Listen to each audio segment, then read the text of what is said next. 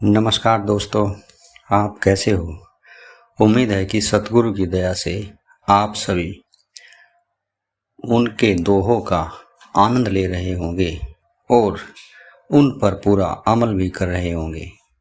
दोस्तों, आप जिस तरह से सतगुरु कबीर जी के दोहों को प्रेम से देख और सुन रहे हैं, उससे मेरा उत्साह उन दोहों के प्रति और ज़्यादा बढ़ रहा है। दोस्तों, आपने मेरी पिछली वीडियो देखी होगी, अगर नहीं देखी तो देखिएगा ज़रूर। उसमें एक दोहा था, कबीर कुसंग न कीजिए पाथर जल न तराए, बदली सीप भुजंग मुख एक बूंद तिय भाए।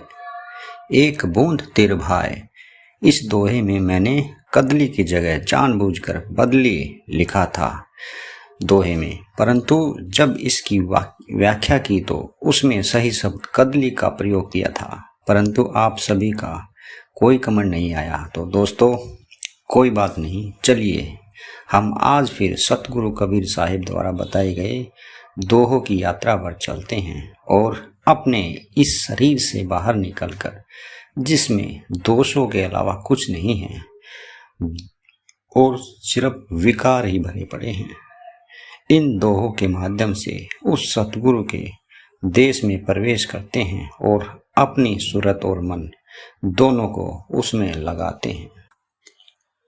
जा घर गुरु की भक्ति नहीं, संत नहीं मेहमान, ता घर जम डेरा किया, जीवत भय मसान। दोस्तों, सतगुरु कबीर जी ने इस दोहे के माध्यम से कितना सुंदर संदेश हमें दिया है।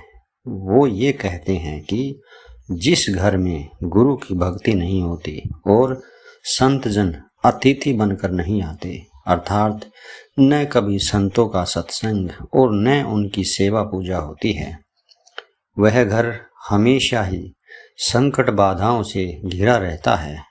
उस घर में हमेशा ही कलेश, अशांति और जितने भी सांसारिक विकार हैं, वो अपना घर करके हमेशा के लिए वहां स्थापित हो जाते हैं।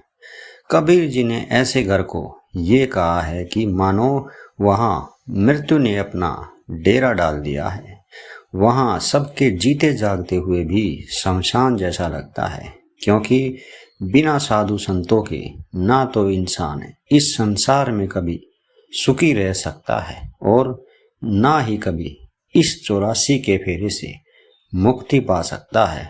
तो दोस्तों, हमें जब भी कोई साधु संत दिखे, उनको भोजन करा के उनसे ज्ञान की बात जाननी चाहिए और परख करनी चाहिए कि क्या यह एक सच्चा गुरु हो सकता है जो मेरा इस संसार से हमेशा के लिए आना जाना खत्म कर दे।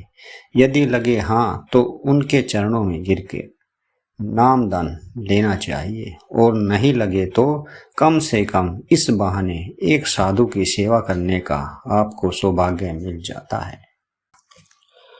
ऊंचे कुल कह जनमिया, करनी ऊंच न होए, कनक कलश मद से भरा, साधु निंदा सोए। सतगुरु कबीर जी इस दोहे के माध्यम से हमें ये कहना चाहते हैं दोस्तों कि ऊंचे कुल में जन्म लेने से कोई ऊंचा नहीं कहलाता, अर्थात बड़ा बनने के लिए उसे अच्छे कर्म करने ही पड़ते हैं। उसमें कुल की कोई भूमिका नहीं होती।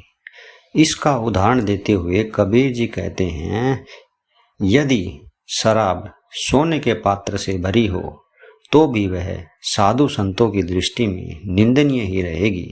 इसका भावार्थ यह है दोस्तों, अगर मनुष्य गुरु के पास ये सोचकर जाता है कि मैं ऊंची जाति का हूँ, मुझे सब ज्ञान है, परंतु वह सभी विषय विकारों से और सांसारिक दोषों से भरा है, तो भी गुरु को वो मनुष्य कभी भी अच्छा नहीं लगता। अतः हमें हमेशा ही अपने अंतर के सभी विकारों को दूर करना चाहिए।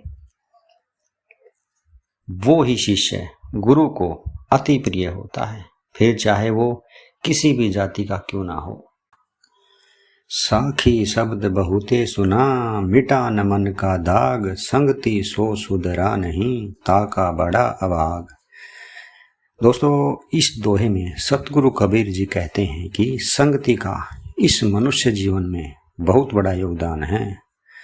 कबीर जी इस दोहे के माध्यम से ये समझाना चाहते हैं कि कुछ मनुष्यों के अंदर तो इतने ज़्यादा विकारों की प्रबलता होती है कि वह अपने अंदर की बुराइयों को ख़त्म ही नहीं कर पाता।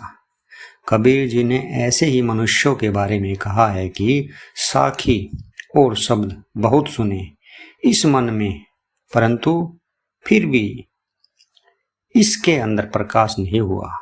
ये मन फिर से वहीं विकारों में और सांसारिक विषय विकारों में जाकर ठहर जाता है। अगर ऐसा मनुष्य साधु संतों की संगति में भी जाने के बाद उसके मन के विकार दूर नहीं होते और वह नहीं सुधरता और उसमें ज्ञान का प्रकाश नहीं होता, तो कबीर जी ने उस मनुष्य को बहुत बड़ा अभागा कहा है। तो दोस्तों, हमें हमेशा ही साधु संतों की शरण में रहना चाहिए और अपने मन के विकारों को खत्म करना चाहिए, क्योंकि इस मन को काबू करना इतना आसान नहीं है। यह तो बार बार उन साधु संतों की संगत में जाकर ही सुधर सकता है। तो दोस्तों, आपको आज का ये मेरा वीडियो कैसा लगा? अगर आपको पसंद आए तो आप मेरी वीडियोस को लाइक कीजिए और मेरे चैनल को सब्सक्राइब कीजिए। तो दोस्तों, कल फिर मिलते हैं इसी समय। तब तक के लिए आप अपना ख्याल रखिएगा।